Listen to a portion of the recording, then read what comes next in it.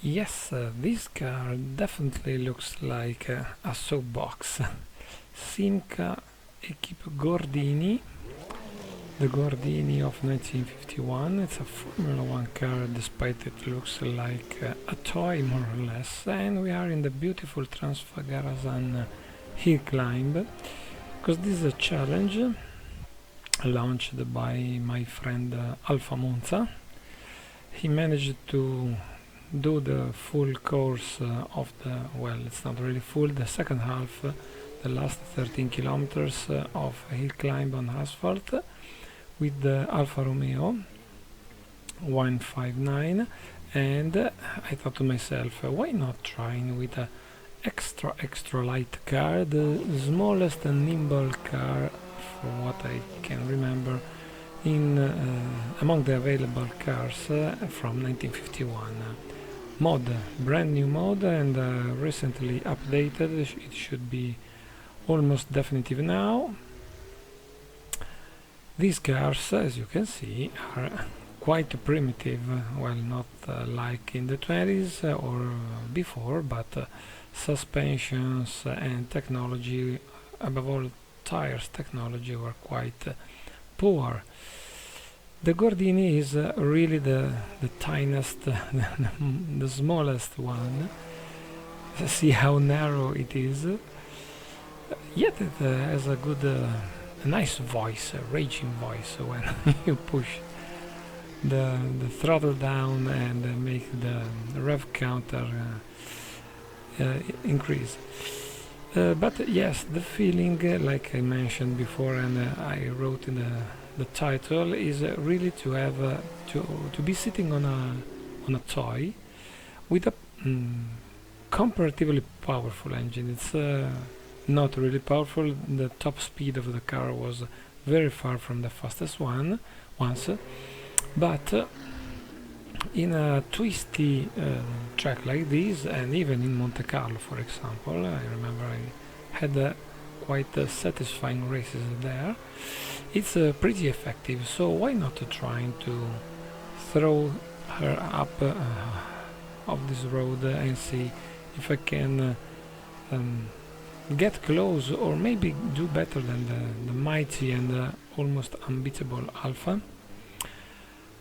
To be honest, I had the same issue as most of other cars. Despite this is quite light and not so powerful, the greatest trouble is overheating tires. So just a few slides, I mean power oversteering, and the rear tires get baked. So until you don't manage to make them cool down a bit and scrape the cooked surface of rubber, the tail is really happy to jump around and wander around. Moreover, suspensions are quite primitive, as I said before, so they won't help it with stability and keeping the grip. You see how many corrections I had to do. But back to the challenge. Well, the two cars are, as I mentioned, I have yes, the same structure, but I mean front engine and rear drive, but the sides, both of the power and weight, is definitely different.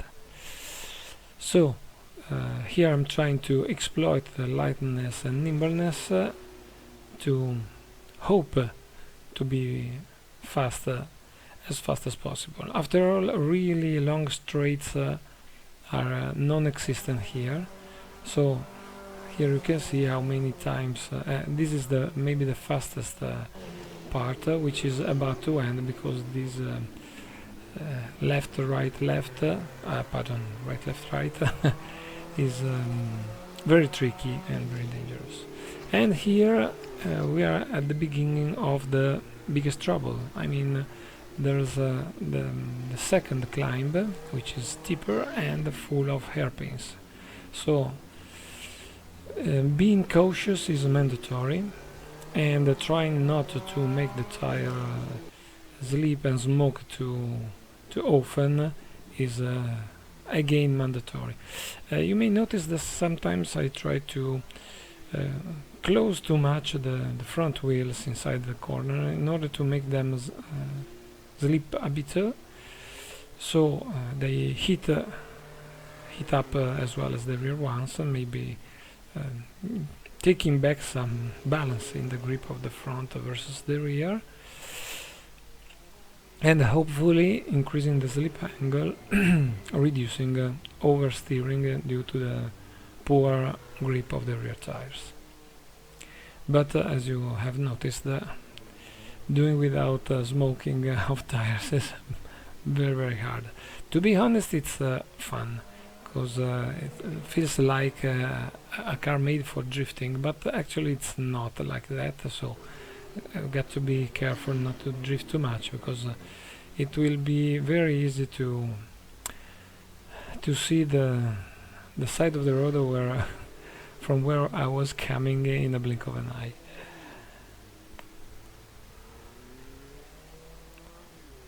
Climbing we go.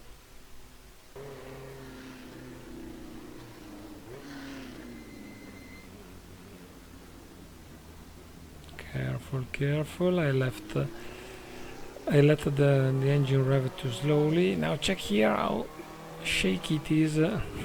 Suspensions are stiff and not so technologically advanced. Big mistake here, totally wrong racing line.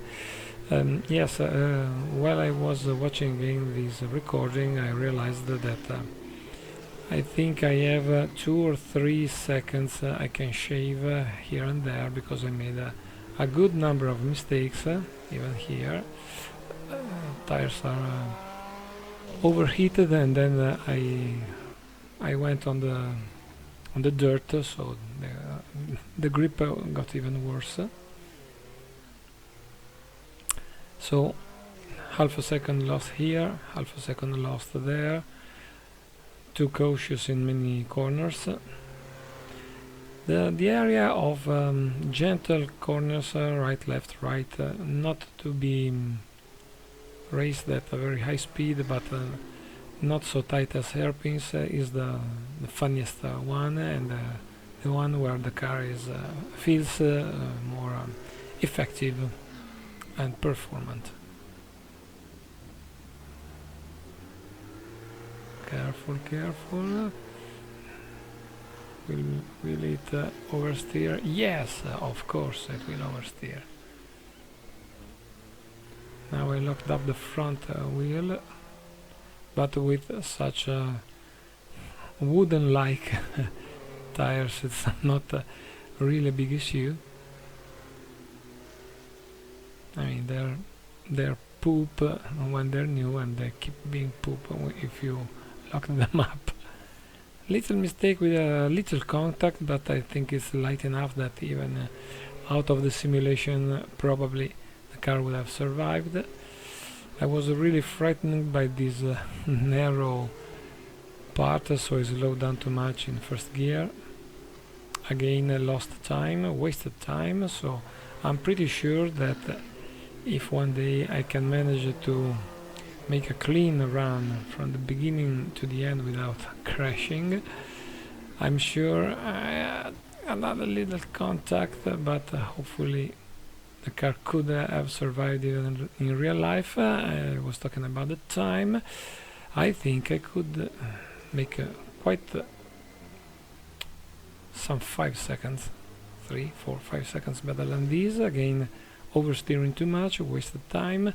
Tires are been worn out. Well, not really worn out, just overheated. See how many times the rear slides away and how many corrections I've got to do. I think I'm quite close. This must be the last corner. Yes, I can see the finish line. Again sliding. And let's have a look at the time. 9 minutes 2 seconds and almost 3 seconds. But if I can shave it, I can beat my friend AlfaMonza, who made 9 minutes almost exact. So see you in the next challenge. Thank you for watching.